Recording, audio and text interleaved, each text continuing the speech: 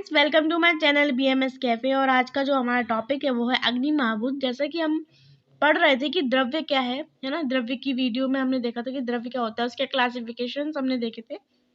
और जब हमने उसकी टाइप्स देखे थे तो हमने देखा था कि द्रव्य दो टाइप का होता है, कारण द्रव्य और कार्य द्रव्य। ठीक है, तो जो हमारा कारण द्रव्य है वो 9 होते हैं। टोटल 9 कारण द्रव्य होते हैं हमारे, जिसमें कि आकाश, वायु, अग्नि, जल, पृथ्वी, काल, दिशा, आत्मा, मन। ठीक है, तो हमने एक एक कारण द्रव्य को डीपली पढ़ना स्टार्ट किया था, जिसमें कि हम वायु और आकाश महाभूत को पढ़ चुके हैं। आज हम पढ़ेंगे अग्नि महाभूत। अगर आपने वो वीडियो नहीं देखी है तो वो वीडियोस आपको मेरे चैनल पर मिल जाएंगी, आप जाके वो वीडियोस देख सकते हैं। तो आज हम यही देखते हैं कि अग्नि महाभूत क्या है। तो देखिए, इट इज थर्ड कारण द्रव्य। ठीक है, जैसे कि हम आकाश, वायु, अग्नि, ये हमारा तीसरा कारण द्रव्य है और इसके सिनोनिम है तेज, अनल, औदर्य। यहाँ पे एक चीज हम क्लियर करते हुए चलें कि जो वायु का सिनोनिम है वो है अनिल। ठीक है, ई की मात्रा का डिफरेंस रहेगा। और जो अग्नि का है वो है अनल। तो कभी हम कंफ्यूज ना हो कि अनल को हमको पता चला कभी वायु बोलते हैं, ऐसा कुछ नहीं है। वायु माने अनिल, ठीक है, और अग्नि अनल। ठीक है, बहुत जगह आपको ये वर्ड यूज मतलब होते हुए दिखेंगे, तो वहाँ पे आपको खुद समझ आना है कि कहाँ वायु का यूज हो रहा है और कहाँ ही अग्नि का। ठीक है, अब हम इसकी उत्पत्ति देखते हैं कि इसका ओरिजिन कैसे हुआ। तो वैसे अगर हमें इजीली याद करना है तो ये पर्टिकुलर एक सीक्वेंस है ना, आकाश, आकाश से ही बना है वायु और वायु से बना है अग्नि। ठीक है, तो इजी वे में तो हम ये याद कर सकते हैं। और फिर भी हम इसको अलग अलग ग्रंथों के अनुसार हम देख लेते हैं कि और लोग और ग्रंथों का क्या मानना था।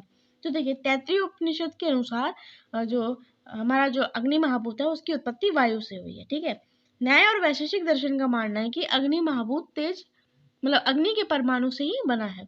सांख्य, योग दर्शन और आयुर्वेद का मानना है कि इसकी उत्पत्ति रूप तन्मात्रा से हुई है। क्योंकि हम आगे भी देखेंगे कि अग्नि का जो पर्टिकुलर जो स्पेसिफिक गुण है वो रूप ही है। ठीक है, तो इसके बाद हम देखते हैं अग्नि के लक्षण कि हम उसको डिफाइन कैसे करेंगे। तो देखिए, उष्ण, स्पर्श व तेज। ठीक है, द्रव्य विच पजेस रूपा एंड स्पर्श फिर समवाय कारण। वो द्रव्य जिसमें रूप और स्पर्श समवाय कारण के साथ रहता हो। समवाय कारण वही हमारी इनसेपरेबल रिलेशनशिप, मतलब एक दूसरे के बिना एग्जिस्ट नहीं कर सकते। ठीक है, क्योंकि हमने देखा है कि मतलब आपको आग को अपन टच भी कर सकते हैं ना, टच भी करके देख सकते हैं और उसको हम देख तो रहे ही हैं क्योंकि उसमें रूप गुण है। ठीक है, और ये वायु से बना है तो उसमें स्पर्श गुण एज इट इज आ जाएगा, साथ ही शब्द गुण भी आएगा। ठीक है, हालांकि मतलब होता मतलब इतना माइन्यूट रहता है कि हमें आवाज नहीं आती, पर इसका मतलब ये नहीं कि उसमें साउंड नहीं होता है। ठीक है, तो शब्द गुण भी एज इट इज आया हुआ है। ठीक है, तो फिर इसके बाद देखते हैं दूसरा, तेजो स्पर्शवत, तेजो रूप स्पर्शवत। ठीक है, वही तेज पजस रूप एंड स्पर्श में समवाय कारण। ठीक है, तो तेज वही है जिसमें रूप और स्पर्श मतलब इनसेपरेबल रिलेशनशिप के साथ रहते हो। ठीक है, क्योंकि आप आग को टच, फ्लेम को टच कर सकते हो और देख तो रहे ही हो, क्योंकि रूप गुण तो आया ही अग्नि महाभूत से। ठीक है, आकाश का जो गुण था वो शब्द था, वायु का स्पर्श। ठीक है, तो अब जो ये शब्द और स्पर्श तो एज इट इज चलते ही चलेंगे और रूप गुण यहाँ नया आया है जो कि अग्नि महाभूत से स्टार्ट हुआ है। ठीक है, इसके बाद हम देखते हैं कि इसकी जो इसके गुण क्या है ना। तो इसके 11 क्वालिटीज हैं। तो वही सबसे पहली क्वालिटी तो इसकी रूप है ना, जो कि नई ऐड हुई है, रूप। ठीक है, स्पर्श है ही, ठीक है, क्योंकि ये वायु से बना हुआ है। द्रवत्व, ये द्रव्य है ना। हमने पढ़ा था कि द्रव्य क्या होता है, जिसमें गुण और कर्म समवायी संबंध से रहते हो। ठीक है, वही द्रव्य, तो वही है कि इसका इसमें भी तो रूप और स्पर्श समवायी कारण से रह रहे हैं। ठीक है, इसका जो गुण है रूप, और जो मतलब ये दिख भी रहा है ना, तो ये इसका कर्म हुआ। तो अगर रूप है तभी तो वो चीज हमें दिखेगी, अगर उसमें रूप का गुण नहीं है तो हम उसे देख भी नहीं पाएंगे। तो ये एक तरीके से क्या हुआ, मतलब द्रव्य तो हुआ, द्रव्य ही है ये। ठीक है, अगर आपको द्रव्य बहुत अच्छे से समझना है तो आप हमारी द्रव्य वाली वीडियो देख सकते हैं। ठीक है, संस्कार, संख्या, ठीक है, परिमाण। ठीक है, मतलब पर्टिकुलर अगर हम जब देखेंगे किसी भी अग्नि का जो एटॉमिक लेवल पे हर एटम का वेट होता है। ठीक है, तो ऐसा नहीं है कि अग्नि का हम लोग कहेंगे अरे परिमाण नहीं होता, ऐसा नहीं है। अग्नि का भी अगर उसका एटॉमिक वेट देखेंगे तो आपको मिल ही जाएगा, तो उसका परिमाण भी है। ठीक है, ये क्वालिटीज मैंने बताई थी, ये सब कॉमन चलती रहेंगी। ठीक है, कुछ कुछ क्वालिटीज ऐड होती जाएंगी, बाकी सारी ये आपको हर महाभूत में दिखेंगी। ठीक है, तो इसके बाद हम देखते हैं पृथकत्व, है ना, अलग होने का गुण, क्योंकि ये सभी मतलब महाभूतों से अलग है ना। हर महाभूत की अपनी एक स्पेशल क्वालिटी है। जैसा अग्नि का रूप, आकाश का शब्द, तो ये मतलब हर महाभूत से अलग करता है उस चीज को, है ना। तो प्रतिकत तो सही होगी ये। हर किसी के साथ तुरंत कंबाइन हो जाता है। विभाग अगर कंबाइन हो रहा है तो अलग भी हो सकता है, क्योंकि अगर उसमें कंबाइन होने की कैपेसिटी है तो वो अलग भी हो सकता है। तो विभाग, परत्व, अपरत्व, ठीक है। इसके बाद आते हैं हम तेजस भाव, वो फैक्टर्स जो हमें अग्नि का मतलब बोध कराते हो। तो देखिए चक्षु रूप से सबसे पहली बात तो हम मतलब वो फैक्टर है ना। तो अगर रूप है तो उसके लिए हमारी आइज भी होनी चाहिए, तभी तो हम उस चीज को देख पाएंगे ना। तो मतलब दोनों चीजों का मतलब होना जरूरी है, रूप का भी और रूप को देखने के लिए चक्षु इंद्रिय का भी। अब वो चीज जिससे हम देख सकते हैं वो सारी चीजें तेजस भाव में आ जाएंगी। जैसे वर्ण, हम कलर देख सकते हैं, संताप, उष्णता, ठीक है। पक्ति, एक्चुअली ये जो उष्णता है ये इसी के चक्कर, इसी के कारण तो क्या होता है ना, हमारा जो बॉडी में पाचन हो रहा है, जितने भी हमारी अग्नियां हैं, भूताग्नि, धातुअग्नि, ये सब क्या है मतलब ये पूरा ट्रांसफॉर्मेशन का काम कर रही है ना, उष्णता, ठीक है। तो ये सारे कुछ हुआ हमारे तेजस भाव।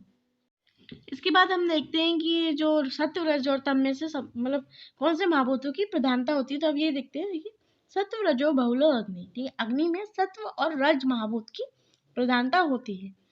इसके बाद हम देखेंगे कि अग्नि का क्लासिफिकेशन। तो अभी जितने भी हम अब महाभूत पढ़ चुके हैं और पढ़ेंगे भी, उनमें ये सारा क्लासिफिकेशन है ना वो सेम ही रहता है, ठीक है।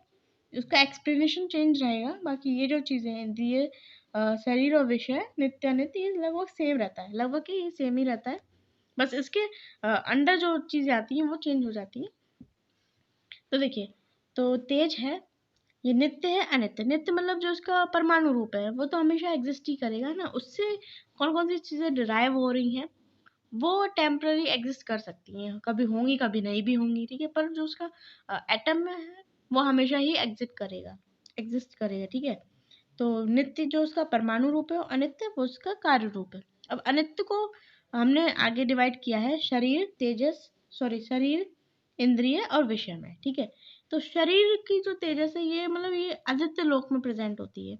ये जितना भी शरीर संज्ञक रहेगा ना वो किसी न किसी लोक में रहेगा, ठीक है। मतलब ये हमारी बॉडी में नहीं होता, ये हमारे इस एनवायरनमेंट में मतलब अलग ही एक तरीके से इसको हम कह सकते हैं कि बहुत माइन्यूट, ठीक है।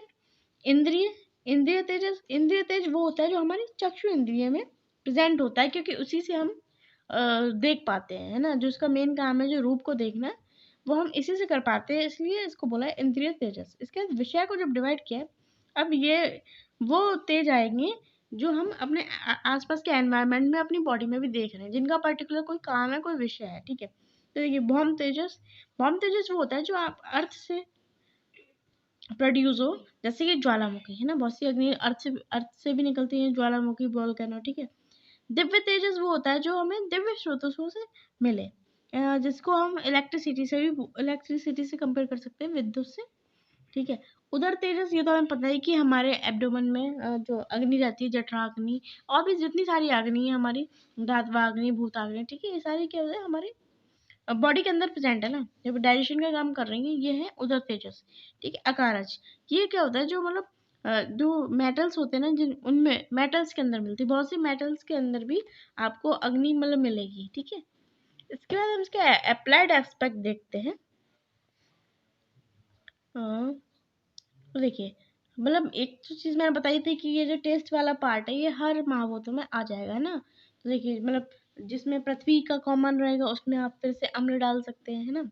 जो जल महाभूत में आप लवण डाल सकते हैं, ठीक है। ये जो है मतलब एक जो अप्लाइड एस्पेक्ट है वो हमारा हमेशा रेडी रहेगा, जो कि टेस्ट वाला है, ठीक है। तो देखिए अभी यहाँ पे अग्नि की बात चल रही है, तो अग्नि, लवण और कटु, इन सब में अग्नि महाभूत की प्रधानता है ना। ये हम डेली देख ही रहे हैं, ठीक है।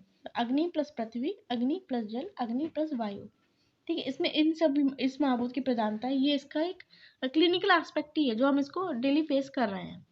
पित्त दोष इज कंस्टिट्यूट फ्रॉम अग्नि महाभूत, ये भी हम जानते हैं। जो हमारा पित्त दोष है उसमें मतलब जो सबसे ज्यादा डोमिनेंट है वो अग्नि ही महाभूत है, ठीक है। अब जो वामक द्रव्य होते हैं जिनसे वमन होता है, जिसको हम इमेक्टिक्स कहते हैं, उसमें भी अग्नि और वायु महाभूत की प्रधानता रहती है, ठीक है। स्वेदन, जो हम अपनी ये जो सुडेशन थेरेपी कराते हैं, इसमें भी हम क्या अपनी बॉडी को हीट ही तो अप्लाई कर रहे हैं, है ना। अग्नि महाभूत से ही तो बॉडी का कांटेक्ट करा रहे हैं, जिससे कि हमारे सारे दोषा लिक्विफाई हो जाते हैं और हमारे सारे सोतस क्लियर हो जाते हैं, ठीक है। इसके बाद देखते हैं अग्नि महाभूत कैरी आउट द, ये तो हमें पता ही है कि अग्नि ही डाइजेशन का काम करती है हमारी बॉडी में, ठीक है। डाइजेशन और ट्रांसफॉर्मेशन का ये जो जितना भी काम है सभी अग्नियाँ ही करती हैं। फिर वो जठराग्नि हो, भूताग्नि, दाताग्नि कोई भी हो, ये सारे काम सब ये सारी अग्नियाँ मिलकर करती हैं। अग्नि महाभूत डोमिनेंट, अगर हम अग्नि जो ऐसे सब्सटेंसेस खाएंगे जिनमें अग्नि महाभूतों की डोमिनेंसी है, तो उससे क्या होगा, हमारे शरीर में जो पाचन होगा, है ना, पाचन अच्छे से होगा, दाहा होगा, जलन, ये सारी चीजें ना इसी की क्वालिटी है ना। प्रकाश है ना, हमारे प्रभा, हमारे चेहरे पे प्रभा आएगी, वर्ण है ना, जो कॉम्प्लेक्शन कहते हैं, वो सब इंक्रीज या फिर अच्छा होता चला जाएगा। ठीक है। The cause for all disease in mandagni, ठीक है, ये तो बोला ही गया है कि सभी जो जितनी भी बीमारियां हैं उनका मेन कॉज क्या है, मंदाग्नि। इससे भी हमें पता चल रहा है कि अग्नि कितनी ज्यादा इम्पोर्टेंट है। ठीक है। मतलब सबसे हर चीज का मतलब ये कहते हैं कि कोई भी चीज है वो आपकी अग्नि से ही जुड़ी है। अगर आप अपनी बॉडी की अग्नि को भी सही रखेंगे तो भी आप बहुत हद तक हेल्थी रह सकते हैं। तो गाइस, ये हमारा अग्नि महाभूत हो गया। वीडियो अच्छी लगे तो लाइक कीजिएगा, चैनल को सब्सक्राइब कीजिएगा और ज़्यादा से ज़्यादा शेयर कीजिएगा। और फिर मिलते हैं नेक्स्ट वीडियो में। Okay, bye.